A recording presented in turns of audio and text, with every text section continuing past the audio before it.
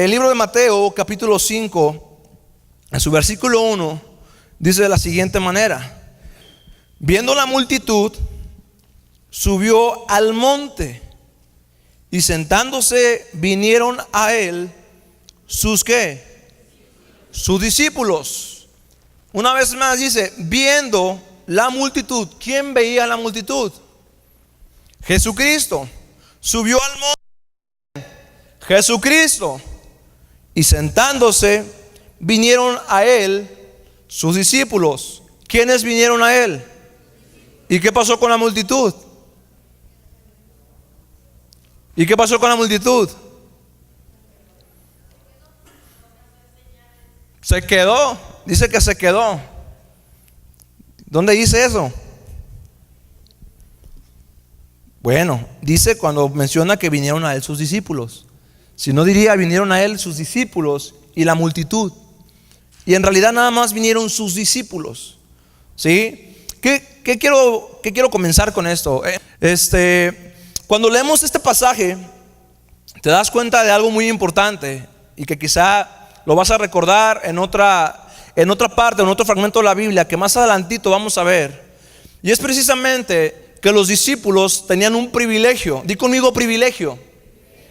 Dilo una vez más, privilegio. El privilegio es para los discípulos, ¿sí? ¿Qué privilegios tienen los discípulos? ¿Tienen los mismos privilegios que los hijos de Dios?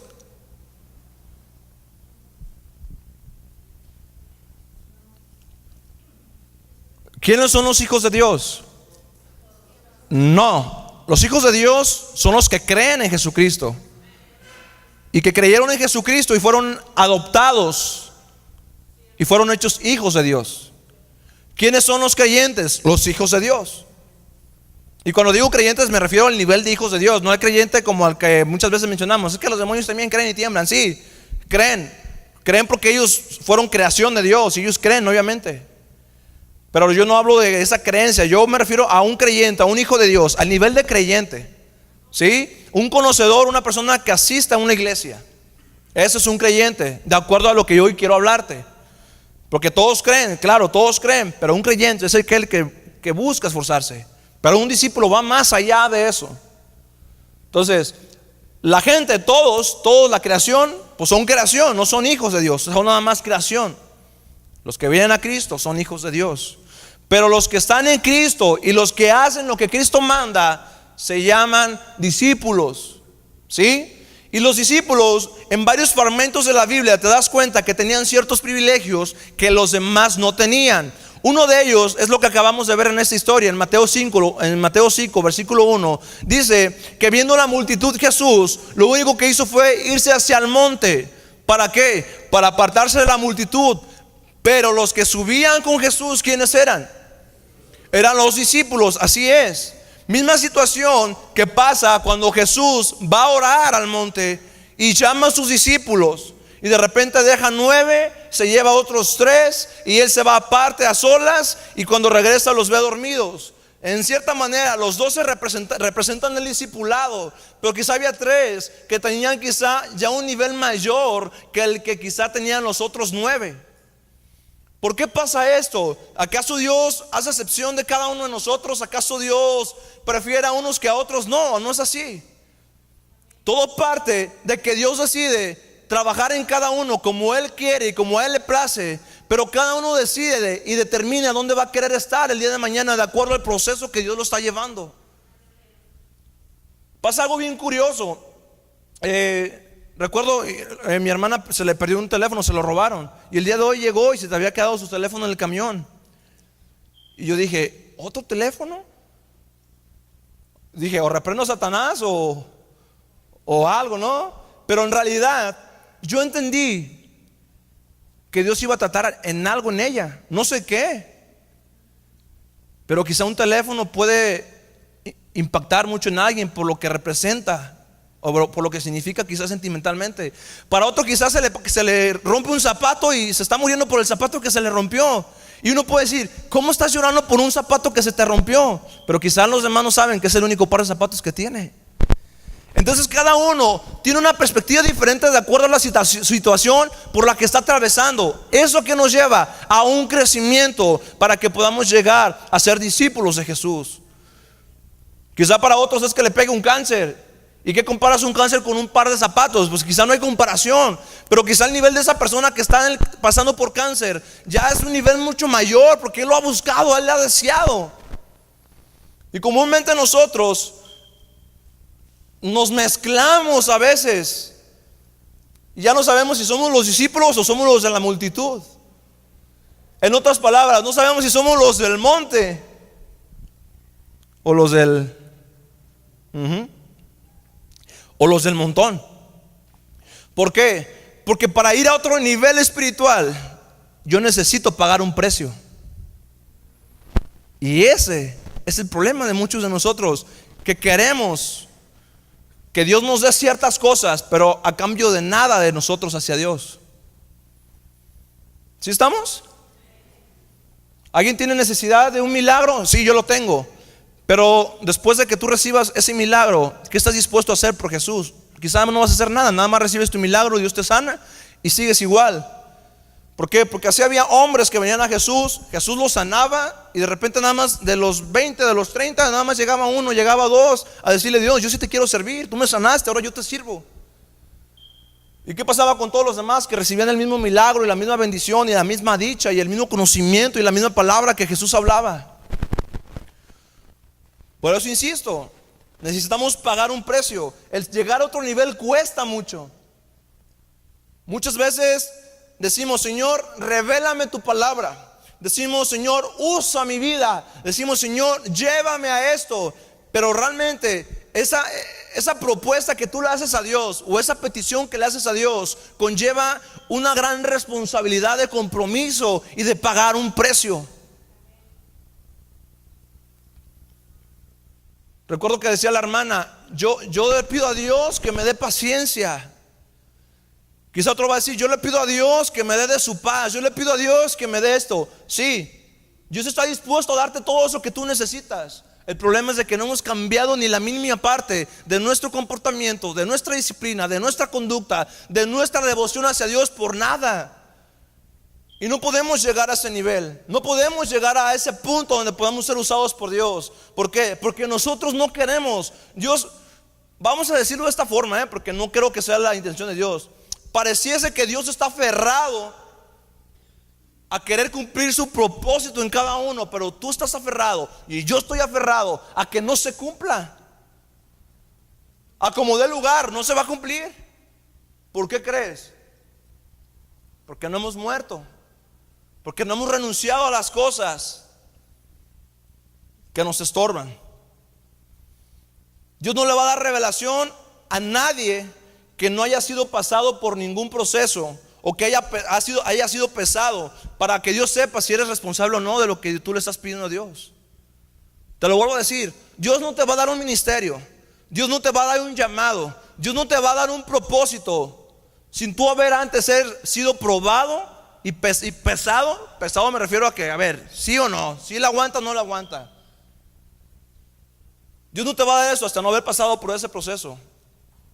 Oye, pero dijiste otra vez que Dios solo nos dio un llamado. Sí, a todos Dios les dio un llamado, pero que se cumpla depende de eso. Que se cumpla depende de todo eso. Y fíjate lo que hacía Jesús. Dice que subió al monte y sentándose, y me acuerdo bien clarito de esta palabra sentándose, que un hermano nos enseñaba, y tenía que ver con meditar la palabra. Sentándose no era de que suben al monte y pues siéntense así como están sentados. No. El sentarse implicaba una acción de algo más allá que el simplemente pum. No, sentándose hablaba de que Jesús les enseñaba y meditaban la palabra de Jesús. Había una profundización de lo que Jesús quería hacer. ¿Por qué? En el versículo 2, si te das cuenta, ¿qué hacía Jesús con ellos? Abriendo su boca, ¿qué hacía? Les enseñaba. Abriendo su boca, Jesús les enseñaba. ¿Qué les enseñaba?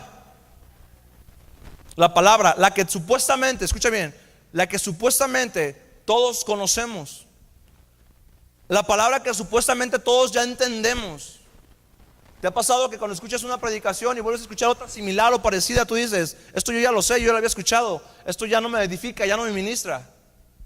¿Sabes qué demuestra eso? Que estamos en ese nivel tan bajo de creer muchas veces y pensar que aquello que una vez más se nos vuelve a enseñar ya no es suficiente para nosotros. ¿Por qué? Porque hay un pasaje de la Biblia que dice: y Jesús les recordaba las palabras que Él les había hablado, o les recordaba estas cosas. ¿Qué cosas? Las que ya les había dicho hace mucho tiempo, las que Jesús ya había mencionado en algún momento junto con sus discípulos. Entonces, una vez más te lo menciono, tienes que ser pesado, tienes que ser probado. El recibir todo eso de parte de Dios implica un gran esfuerzo, implica que te cueste, porque nadie puede subir a otro nivel con una oración de 5 minutos toda su vida. Porque nadie puede subir de nivel sin ayunar, sin meditar en la palabra. No podemos, hermanos, no podemos llegar a ese nivel. Y lo que te mencionaba de que Dios daba a cada uno un llamado y un propósito, lo encuentras en el libro de Mateo. Si me acompañas, por favor, en el capítulo 25, en su versículo 14. Mateo 25, 14. Es una parábola que ya hemos escuchado muchas veces, pero si me permites leerlo de una manera rápida, escucha bien lo que dice: porque el reino de los cielos es como un hombre que, yéndose lejos, llamó a sus siervos y les entregó sus bienes. A uno le dio 5 talentos, a otro 2 y a otro 1. Escucha bien esto, lo que sigue: a cada uno conforme a su capacidad. ¿Y qué más? Dio conforme a la capacidad de cada uno. Escucha bien esto. Primera enseñanza: Dios a todos les dio talento. Dios a todos les dio llamado. Dios a todos les dio un propósito. Muchos de aquí nunca van a predicar en su vida en un púlpito, porque no tienen la capacidad. Muchos de ustedes nunca van a estar cantando. Quizá muchos de ustedes nunca van a estar haciendo otras cosas porque no tienen la capacidad. Porque así Dios lo estableció. ¿Por qué lo estableció así? Porque Dios ya sabe que cada uno de ustedes ha decidido comprometerse o no comprometerse con el llamado. Y sin embargo, como se los dije la última vez que prediqué, que Dios invitaba, Dios llamaba, Dios decía: te invito.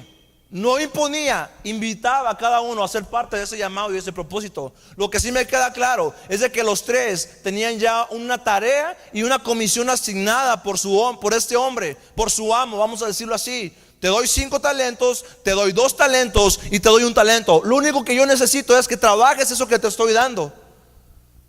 Ahora déjame decirte una cosa: el hecho de que uno tenga 5, 2 y 1 talento no implicaba que uno de los 3 era mayor que el otro.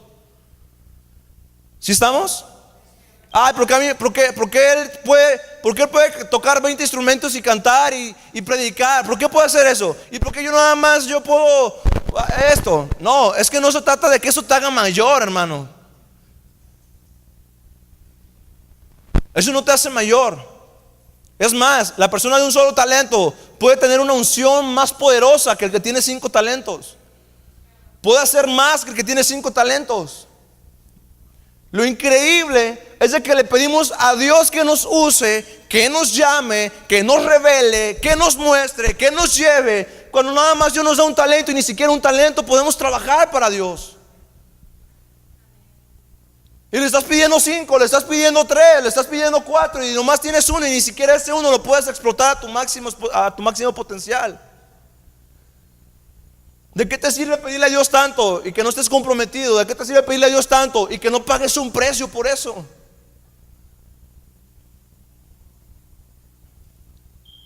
Y yo sigo insistiendo con los jóvenes.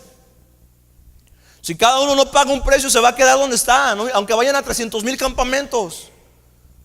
Y aunque Dios les haya dado un toque de su presencia, aunque Dios les haya permitido hablar en lenguas, y hayan visto demonios, y aunque Dios les haya permitido ver ángeles, si no pagamos un precio, eso nada más va a ser un momento que queda en el olvido. Ya pasó. Y yo les dije, no podemos vivir de glorias pasadas. Por eso insisto con esto, de que Dios es un llamado, pero hay que pagar un precio. ¿Quieres más de Dios? Paga un precio. ¿Quieres otro talento? Desarrolla el que tienes y sé el mejor en el primer talento que Dios te dio. Multiplica ese talento. Y eso es lo que Dios nos está pidiendo a cada uno de nosotros. Y me hizo una pregunta: ¿podremos ir a otro nivel o ser capaces de recibir responsabilidades mayores sin haber cumplido lo mínimo que se nos pide? Esa es la pregunta. ¿Podremos ir a otro nivel o ser capaces de recibir responsabilidades mayores sin haber cumplido lo mínimo que se nos pide? ¿Hasta aquí alguna pregunta? Pueden preguntar, Oye, Moy, pueden preguntar. Tenemos tiempo para que si alguien tiene alguna duda la pueda hacer. Tercera vez que te hago esta pregunta.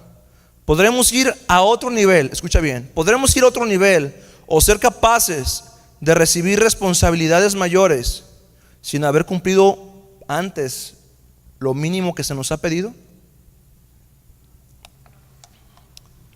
¿Quieres que te diga cuáles son las cosas mínimas que Dios pide?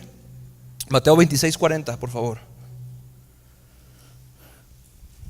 Puro Mateo ahora, puro Mateo 26:40. Fíjate,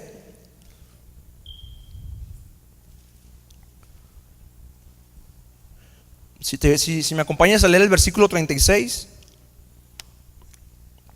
dice así: entonces llegó Jesús con ellos a un lugar que se llama Getsemaní. Pregunta: ¿quiénes son ellos? ¿La multitud, los discípulos, o los discípulos nada más, o la multitud nada más? ¿Quiénes eran ellos? ¿Por qué los discípulos? ¿Por qué no la multitud? ¿Por qué no otros? ¿Por qué siempre los discípulos? Porque ya les había enseñado, porque ya los había preparado, porque ya los había capacitado. Y te das cuenta que hace lo que te comenté hace un momento. Y les dijo a sus discípulos: sentaos aquí, entre tanto que voy allí y oro. ¿Sí? ¿Vamos bien? El 37 dice: y tomando a Pedro y a los dos hijos de Zebedeo, comenzó a entristecerse y a angustiarse en gran manera. Tomó a Pedro, tomó a Juan y tomó a Jacob. Tomó a tres. Pregunto: ¿a quiénes encontró dormidos? ¿A ellos tres o a los otros 9? Seguimos leyendo si quieren. 38. Entonces Jesús les dijo: mi alma está muy triste hasta la muerte. Quedaos aquí y velad conmigo. Fíjate la importancia de la oración y la intercesión por los hijos de Dios, por los siervos de Dios, por cada uno de los miembros de la iglesia. A pesar de que Jesús, siendo hombre, era Dios, el hecho de ser hombre no lo exentaba, ni mucho menos lo exime de sentir y padecer el dolor y la angustia que iba a producir su muerte. Y escucha lo que les dice a estos tres hombres: vénganse conmigo para que velen conmigo, para que oren conmigo. Y creo que no tanto por Jesús, sino por lo que venía para ellos. Porque Jesús en pocas palabras les dijo: me los voy a llevar a otro nivel. Me los voy a llevar a otra dimensión espiritual en la que ustedes van a saber quién soy yo realmente. Porque a veces dudaban de Jesús sus discípulos. Y seguimos leyendo. Yendo un poco adelante, se postró sobre su rostro, orando y diciendo: Padre mío, si es posible, pase de mí esta copa, pero no sea como yo quiero, sino como tú. Vino luego a sus discípulos y los halló durmiendo, y dijo a Pedro: ¿así que no habéis podido velar conmigo una hora? ¿A quiénes vino Jesús? A los tres, porque ¿a quién apartó? A Pedro, a Juan y a Jacobo. ¿Y a quién vino y a quién le dijo? A Pedro. A los tres más acá, ¿no? A los más influyentes espiritualmente. Y la pregunta que yo te hacía hace un momento: ¿podemos ir a otro nivel o ser capaces de recibir responsabilidades mayores sin haber cumplido lo mínimo que se nos pide? Aquí está lo mínimo que se nos pide. En el versículo 40. Así que no habéis podido hablar conmigo una hora. ¿Qué es lo mínimo que Dios nos pide? Tesalonicenses, 1 Tesalonicenses capítulo 5 versículo 17. ¿Qué dice? Orad sin cesar. Es lo mínimo que se nos pide. En Juan capítulo 13 versículo 35, por favor. Juan capítulo 13 versículo 35.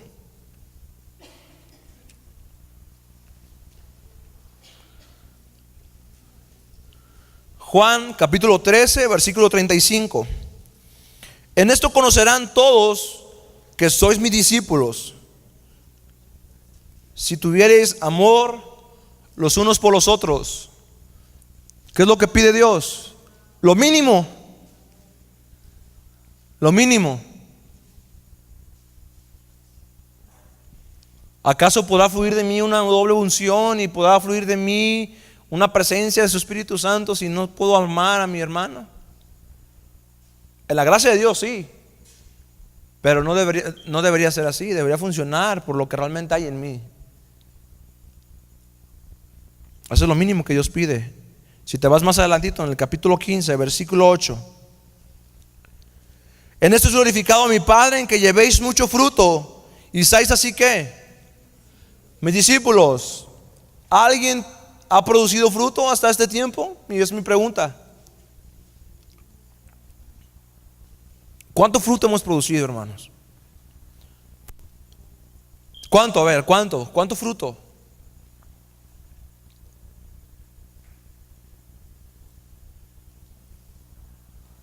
El fruto del sueño, el fruto del me duermo en la iglesia. A ver, ¿qué fruto? El fruto de la pereza. ¿Qué fruto le hemos dado al Señor? En esto dice: es glorificado mi Padre, en que llevéis mucho fruto y seáis así mis discípulos. Primera de Juan capítulo 3. Vamos adelantito, antes de Apocalipsis. Primera de Juan capítulo 3, en su versículo 24.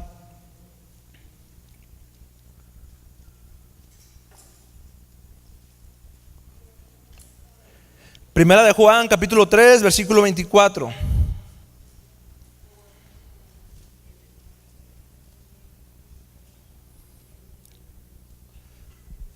La prédica se va a llamar ¿los del monte o los del montón? ¿Los del monte o los del montón? Al fin de cuentas, cada prédica, cada uno hace de acuerdo a lo que recibió. Y de acuerdo a lo que tú haces, de acuerdo a lo que recibiste, es el fruto que tú das de lo que recibiste. Y ese fruto se manifiesta, y cuando se manifiesta, pues ya sabes si eres del monte o si eres del montón. Porque a veces yo veo muchas publicaciones, muchas frases bonitas en los celulares, en los WhatsApp, en los estados, en los Facebooks, de el Señor conmigo, ¿quién contra mí? Cosas de ese tipo, pero realmente sin sustancia, no hay nada, no tiene efecto. Muchas frases, mucha publicación y poca acción, poco compromiso. De nada sirve eso. ¿A quién queremos apantallar? ¿A quién queremos sorprender? La verdad, eso es absurdo. Eso es absurdo. La verdad. Primera de Juan capítulo 3 versículo 23. Y dice así: y este es su mandamiento, que creamos ¿en quién?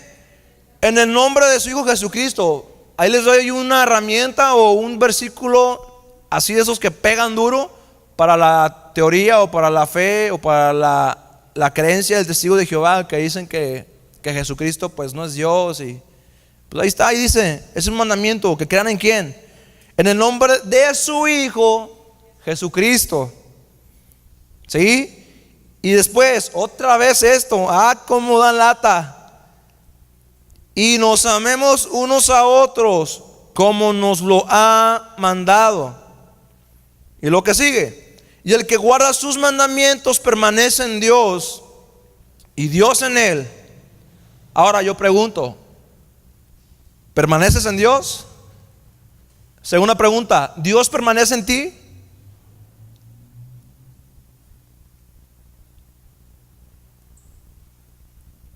¿Permaneces en Dios?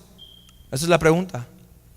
Porque esa es la condición, ¿no? Ese es como el resultado de que el que guarda sus mandamientos permanece en Dios. Y Dios en él. Y en esto sabemos que Él permanece en nosotros por el Espíritu que nos ha dado. ¿Cuántos tienen su Espíritu? 2 nada más tienen su Espíritu. Y los demás, los que ministran y los que cantamos, ¿qué pasó? ¿Cuántos tienen el Espíritu de Dios? A veces hablar esto es como que te genera una sensación de que dices, no, pues yo estoy bien, bien lejos de todo eso. No, pues ya no tengo ni el Espíritu. No, ya no permanezco en Dios. No es para que pienses de esa manera. Porque a veces pienso que así piensan. Porque yo les pregunto, ¿cuántos han dado fruto? Dices, no, pues no ha dado fruto. Y el que no da fruto no permanece en Dios. Y si no permanece en Dios, pues Dios no permanece en mí. Pues ¿quién soy? ¿Para qué sirvo, no? ¿Para qué nací? Pero en realidad no es esa la posición en la que tú estás. Eso yo lo que quiero que también entiendas. Estás, pero no estás. Estás porque no estamos produciendo el fruto que deberíamos. Y no estamos porque ya fuimos redimidos, regenerados, porque ya Dios nos salvó, ya Dios nos lavó con su sangre, fuimos nacidos de nuevo. Ya con que hayas nacido de nuevo me siento satisfecho, créanme. Con que ya hayamos nacido de nuevo ya es una ventaja, porque solamente los nacidos de nuevo verán el reino de Dios. ¿Sabes? Ok, entonces, vuelvo a hacerte la misma pregunta. ¿Podemos ir a otro nivel? ¿Podemos ser capaces de recibir responsabilidades mayores sin haber cumplido lo mínimo que se nos pide? Esa es la pregunta. Y después puso otra cosa que me llamó la atención, de acuerdo a esta pregunta que hice, y como que me quise responder. Si humanamente lo material nos mueve y nos hace cambiar de actitud y de parecer constantemente, ¿podremos llevar a cabo una tarea espiritual?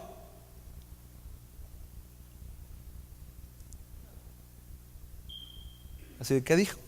Ok. Si lo material nos mueve, lo material, la materia, el dinero, el celular, por ejemplo, ¿no? El zapato, lo que sea. Si eso nos mueve constantemente y cambia nuestra actitud, cambia nuestro comportamiento, es más, peor aún, cambia nuestro pensamiento acerca de Dios. Imagínate que de repente se apague mi teléfono y no sirva y de repente yo diga, Dios, no existes. ¿Por qué? Porque se apagó mi teléfono. Imagínate que yo diga eso.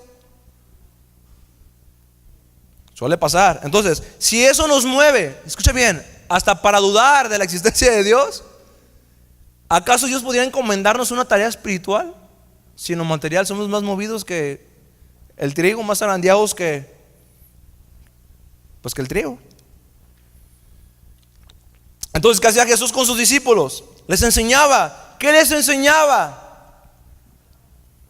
Pregunto, ¿qué les enseñaba? Mateo 13, por favor. Mateo capítulo 13.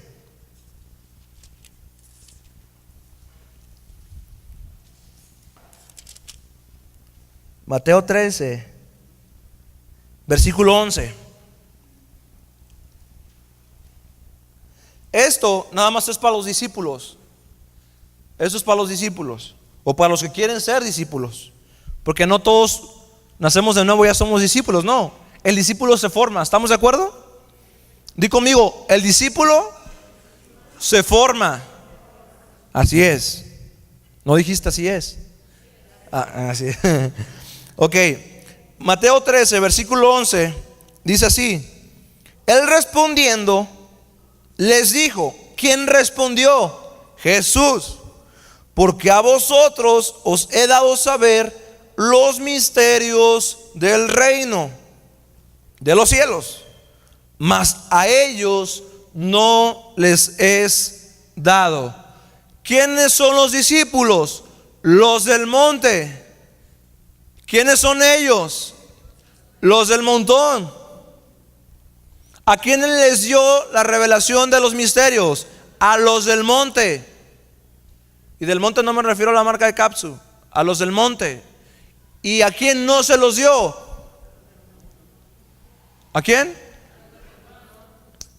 a los del montón. Pregunto, ¿eres del monte o del montón? Seguimos. Lucas 8:10.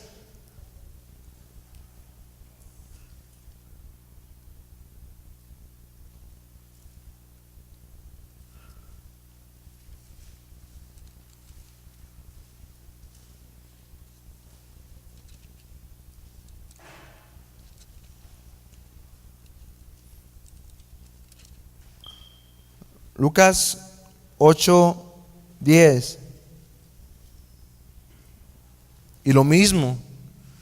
Para si tu Biblia no tiene el Mateo, pues mínimo en Lucas sí lo vas a encontrar otra vez.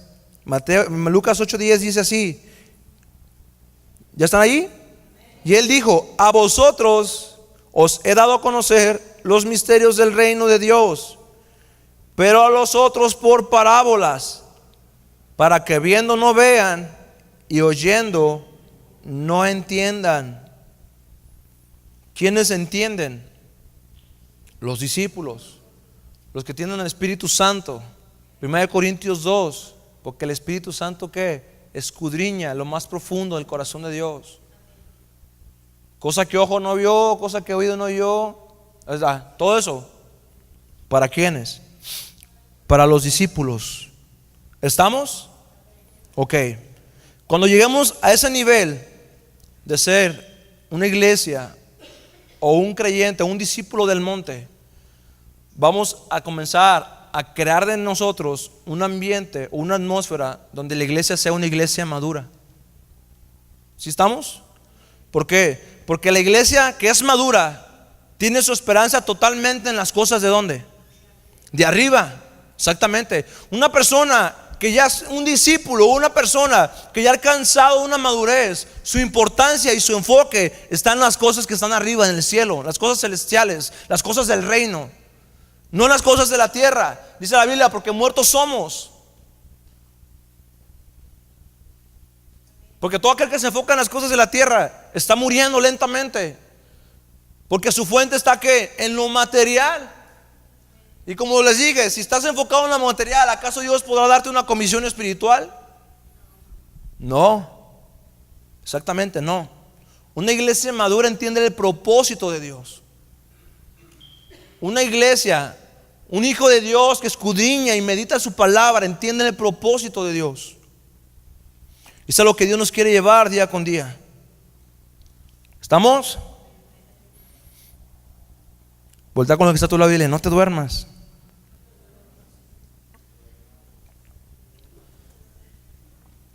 Ok, ¿hasta aquí alguien tiene alguna duda, alguna pregunta? ¿No? ¿Todo claro y perfecto? Luego hacen que se me sube y me sienta un gran expositor porque nunca tienen dudas. Nada, es broma, no vayan a hacer sus caras de que tus chistes malos. Perdón, más era un chiste. Ok, entonces llegamos al nivel y a la madurez de tal manera que ya entendemos que los que somos del monte y somos discípulos tenemos una comisión. Dios nos dio 5 talentos, 2 talentos y 1 talento. Y aquí es donde ya voy a empezar a ir aterrizando para terminar, ¿sale? Cuando Dios nos da esa comisión, nos da 2 tareas específicas. Mencioné algunas la pasada vez que prediqué, pero 2 tareas nos da Dios: evangelismo y discipulado. ¿Estamos? El evangelismo, ¿en qué consiste? En presentar a Cristo a la gente. Ese es el evangelismo. Evangelismo es presentar a Cristo. ¿A quién? A la gente. ¿Por qué? Porque la gente no conoce ¿de quién? De Cristo. Ese es el evangelismo. Pero el discipulado implica presentar a la gente delante de Dios. ¿Sí estamos? El evangelismo presenta, yo te presento, Abraham, te presento a Jesucristo. ¿Sí? Ese es el evangelismo y esa es una comisión, esa es una tarea que Dios nos ha encomendado. Pero el discipulado es presentar a los que estás discipulando a Cristo. ¿Sí entendemos? Esas son las 2 tareas que Dios nos da. Son tareas que Dios nos ha mandado y nos ha encomendado. Colosenses capítulo 1, por favor, si eres tan amable.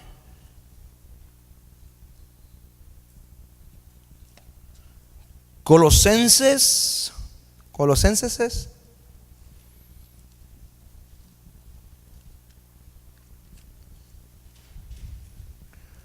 capítulo 1.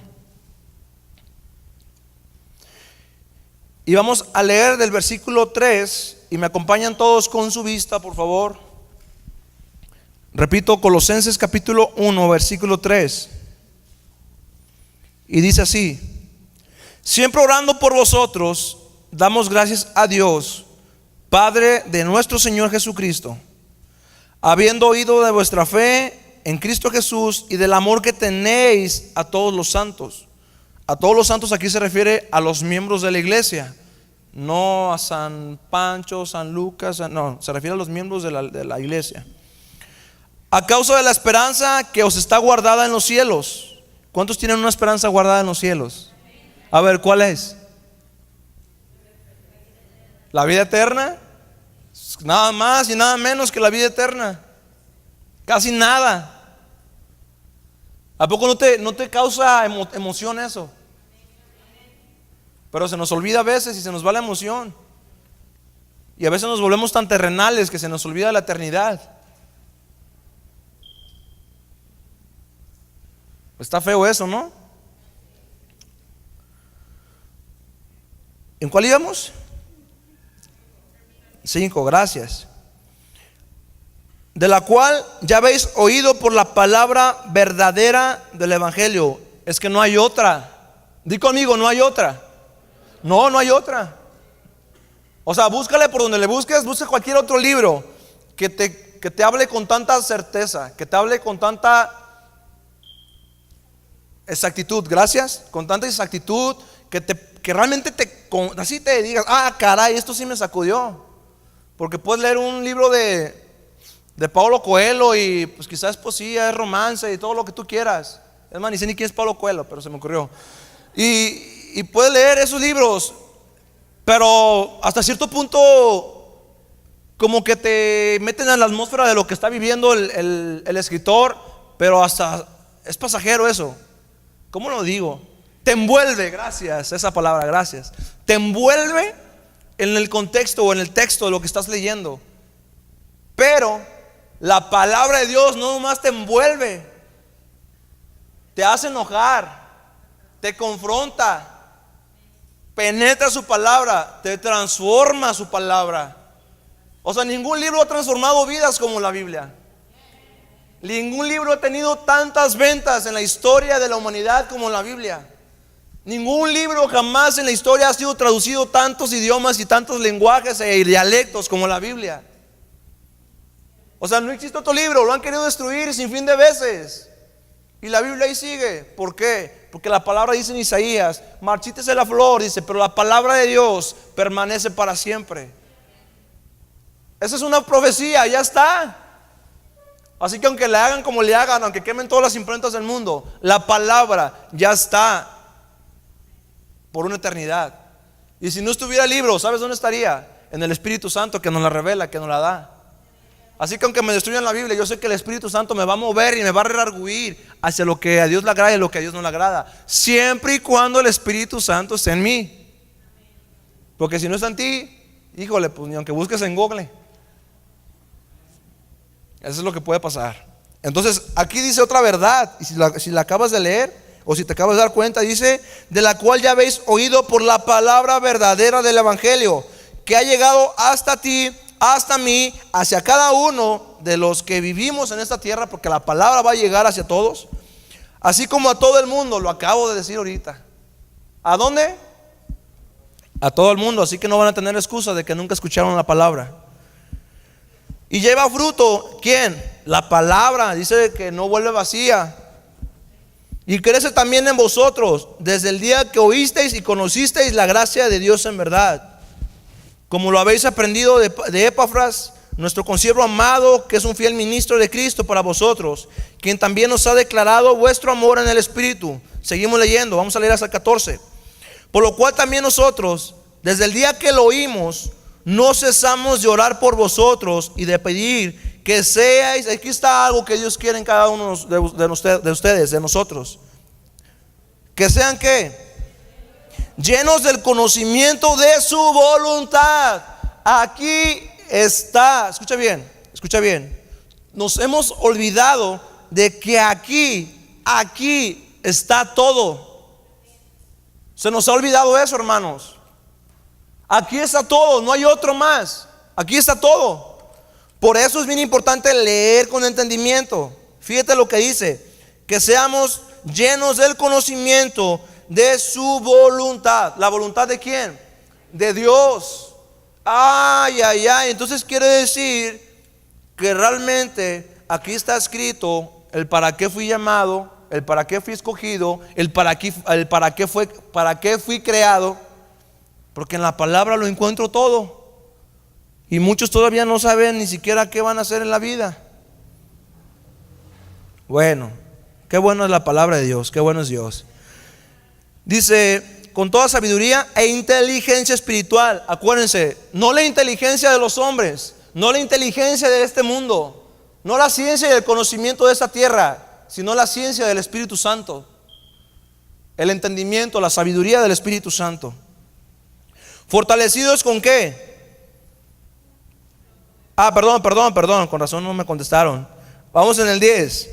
Para que andéis como es digno del Señor, agradándole en cuanto, en todo. ¿Y qué crees que tienes que hacer? ¿Qué crees que tengo que hacer yo? Llevando fruto en toda buena obra y creciendo en el conocimiento de Dios. No, pues es que ahí está toda la predicación. Ahí está la respuesta. Lo más lo que vamos a leer el 14 y nos vamos. Dice así: fortalecidos con todo poder, conforme a la potencia de su gloria. Fortalecidos con todo poder, conforme a la potencia de su gloria. Para toda paciencia y qué? Longanimidad. ¿Qué dice otra versión en esa palabra, si son tan amables? Si se perseveran con paciencia en toda situación. Con gozo dando gracias ¿a quién? Al Padre que nos hizo aptos para participar de la herencia de los santos en luz. Ahí está. ¿Alguno es excluido? ¿Alguien es excluido? A ver, es que les digo mi dicción. ¿Alguien es excluido? Nadie. Uno así de ¿qué? Fíjate lo que dice, con gozo dando gracias al Padre que nos hizo aptos. Aptos. Palabra aptos. Definición de aptos.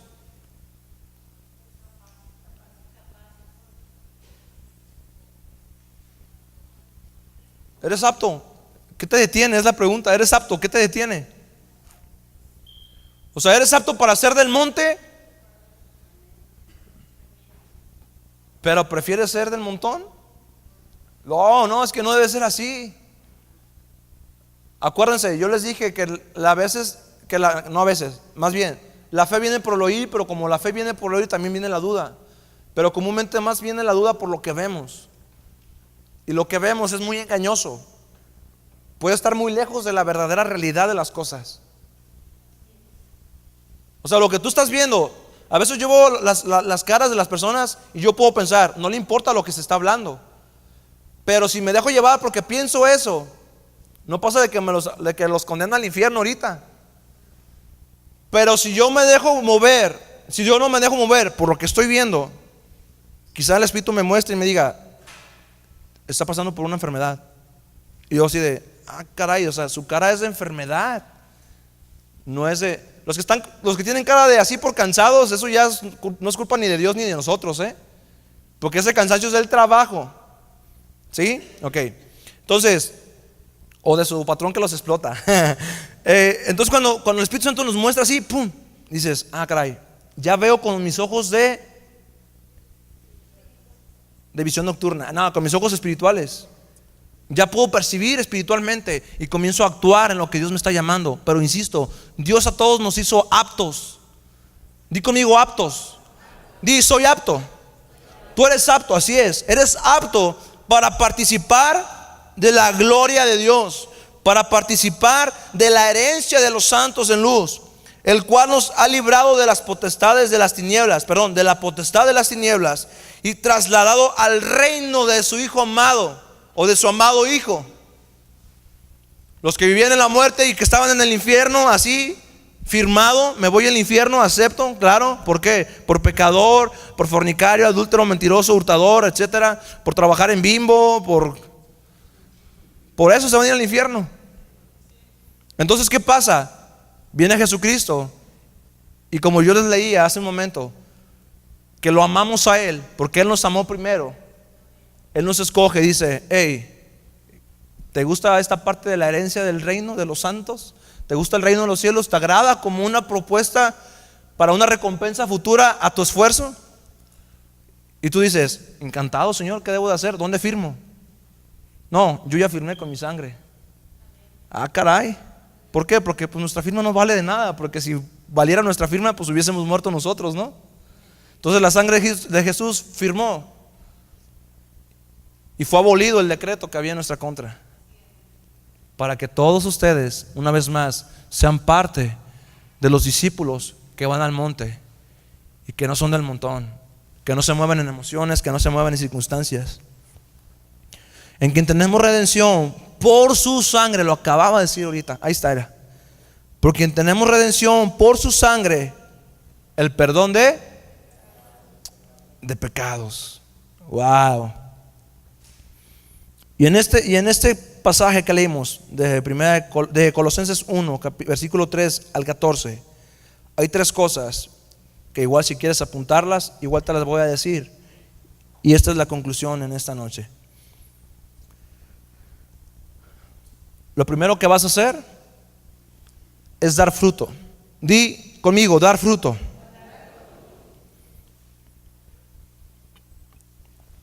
Dar fruto es signo de madurez. ¿Estamos? Son frutos espirituales y frutos ministeriales.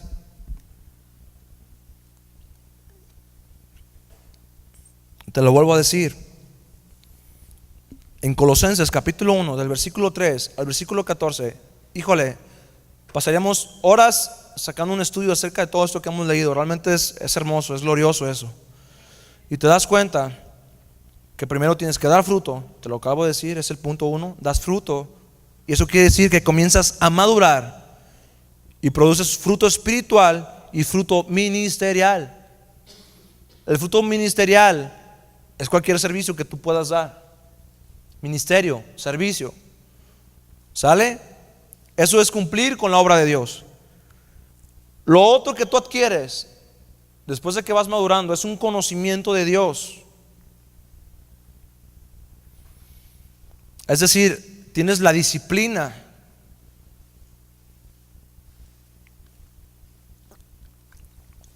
Y eso te lleva a un crecimiento profundo. Te repito, el punto número 2 es que adquieres o eres llevado a un conocimiento de Dios. ¿Cómo lo obtienes? Por medio de la disciplina, te lo vuelvo a decir. Por medio de la disciplina.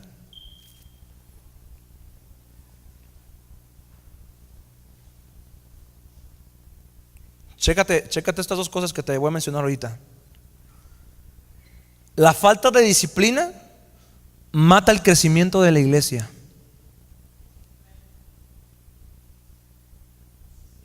Si tú crees que la iglesia no crece, si tú crees que tu vida no crece, es porque no tienes disciplina. ¿Sí sabes qué es la disciplina?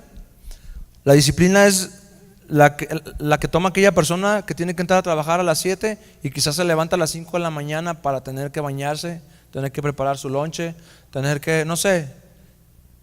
Y es una rutina, y de repente desayuna a las 9 de la noche, a las 9 de la mañana su colación, a las 11 su desayuno, a las 2 su entrada antes de comer, a las 3 ya come bien, a las 5 otra comidita así ligerona y ya se cena algo relajado. Y eso lo hace todos los días. Eso se llama disciplina. La persona que va todo el tiempo a un gimnasio, va a entrenarse, va a prepararse, va a capacitarse, es porque tiene disciplina. Una persona que gana, escuchen bien, vi una foto de un nadador, se llama Michael Phelps. Este nadador tiene el récord de ser el hombre más ganador en Juegos Olímpicos. Si no me equivoco, no me hagan mucho caso, búsquenlo. Pero es uno de los hombres que más medallas ha ganado en una justa olímpica. Michael Phelps es un nadador de origen estadounidense. Y estaba viendo una imagen donde se ve que él está nadando y su mirada siempre está hacia el frente cuando nada. Y se ve que los oponentes que están nadando todo el tiempo volteaban a verlo a él. Y tú dices, ¿eso qué? Sí, exactamente. El que está en el monte, ahí está la mirada. Los del montón están viendo al del monte cómo sube. Los del montón están viendo cómo Dios usa a fulano, a sutano y a mangano. Y el del montón sigue todavía. Dije los del monte. Los del montón siguen viendo pues a esa persona cómo Dios la usa. Siguen viendo cómo esa persona va creciendo en todos los sentidos. Y me impresionó cuando vi esa imagen. Dije, híjole, realmente el amigo nada más está enfocado en ganar su medalla de oro. Y ganó como 11 medallas, creo, en Londres, 2012. Entonces digo, wow, este tipo está pesado. Pero eso es el resultado de una disciplina que él llevaba. Entonces, ¿cuántas medallas tiene la iglesia?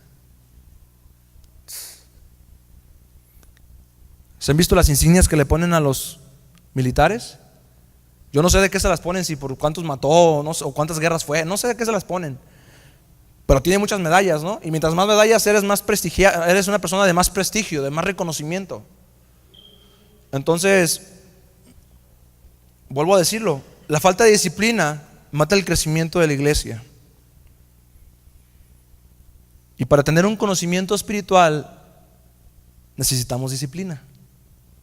Para tener un crecimiento espiritual necesitamos disciplina. No hay otra forma de crecer, hermanos. Nada de que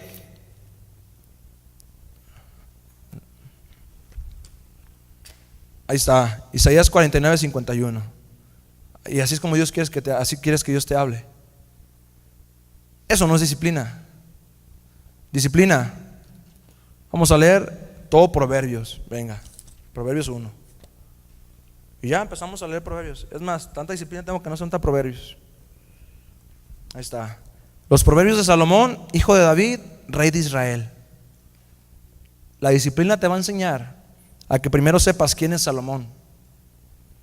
La disciplina te va a llevar a que sepas quién fue David y qué número de rey fue en Israel. El 15, el 20, el 30. Fíjate, con un versículo nada más. Los Proverbios de Salomón. ¿Quién era Salomón? Hijo de David. Ah, caray, ya me dijo ahí, ya me callo. Ah, pero ¿quién era David? Hijo de Isaí. ¿Y quién era Isaí? El profeta. ¿Y qué? ¿Por qué profeta? ¿De dónde? ¿De dónde venía? Y así te das cuenta, nada más con un versículo. Eso es lo que vas aprendiendo. Pero nosotros leemos eso y luego para entender sabiduría y doctrina, para conocer razones prudentes, para recibir el consejo de prudencia, justicia y juicio y equidad. Y ya ves uno que diga lo que te gusta y lo subrayas nada más y sigues leyendo. Y ya después leíste el primer capítulo y te avientas ya después un Salmos, un Mateo y no hay disciplina. Entonces, dar fruto, conocimiento de Dios. Y el último, yo creo que esta es la parte donde el discipulado está en su máxima potencia. Adquieres el poder sobrenatural de Dios. Y ese es el que, híjole, yo quisiera llegar a ese nivel. Si cuando veo que sana uno, me andaba bien contento el otro día que oramos por su rodilla, ¿verdad, hermana? Oramos por su rodilla. Y le dije, me dijo, hermano, Dios sanó mi rodilla. Ay, hermana, ¿a poco sí? Dice, no, yo estaba bien contento. Y no porque yo oré, no. Porque, ¿cómo les explico? Es algo que mi espíritu anhela ver todo el tiempo. Sanidades, sacar por ahí uno que otro espiritillo que anda ahí. Y cosas de ese tipo. Pero hasta que lleguemos al poder sobrenatural de Dios. Y por acá también puede haber uno, no sé. No nos escapamos. ¿Qué quiere decir esto? Ejercemos, actuamos e impartimos. Y te voy a decir esto, el remate, este es el final. Chécate. Cuando tenemos el poder sobrenatural de Dios sobre nosotros, ejercemos, actuamos e impartimos. Y esto es lo más hermoso. De la manera en cómo impartimos o de la manera que impartimos es como cada día somos más empoderados de la unción y del poder del Espíritu Santo. ¿Qué nos decíamos eso? ¿Que de qué nos sirve ayunar tanto tiempo? ¿De qué nos sirve tanta oración? Si ni siquiera salimos a la calle a orar por un enfermo, por un endemoniado, por un atado, por un cautivado, por un muerto. O sea, ¿para qué tanto ayuno y tanta oración si no podemos sacar ese poder de lo que estamos haciendo?